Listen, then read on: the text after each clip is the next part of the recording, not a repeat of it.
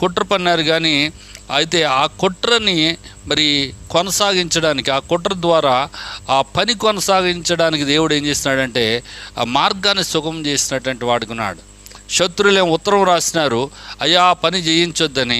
మరి రాజుగారికి ఒక మంచి మనసు వచ్చింది. ఏమనంటే సరే అసలు దీని విషయం ఏమైనా డాక్యుమెంటేషన్ ఏమైనా చూద్దామనంటే డాక్యుమెంట్ దొరికింది. ఆ పని జరిగేలాగా దేవుడు చేస్తున్నాడు. మనుషుల వ్యవహారాలపై దేవుని యొక్క జ్ఞానము చాలా గొప్ప. దీన్నే మరి సర్వాధికారం అంటాము, అంటే సర్వాధిపత్యం అంటాము. అందుకే ఆది కాండంలో గమనించినట్లయితే యోసేపు అంటూ ఉంటాడు 50వ అధ్యాయంలో, మీరు నాకు కీడు చేయని ఉద్దేశించారు కానీ నేటి దినమని జరుగుచున్నట్టుగా అనగా బహు ప్రజలను బ్రతికించినట్లుగా అది మేలుకే దేవుడు ఉద్దేశించినాడు అంటున్నాడు. కానీ పలుమార్లు శత్రువులు మన మీదకి రావచ్చు, అయినప్పుడు కూడా దేవుడు దాన్ని ఏం చేస్తాడంట మేలుకు వాడుకునేవాడుగా ఉన్నాడని దైవ గ్రంథంలో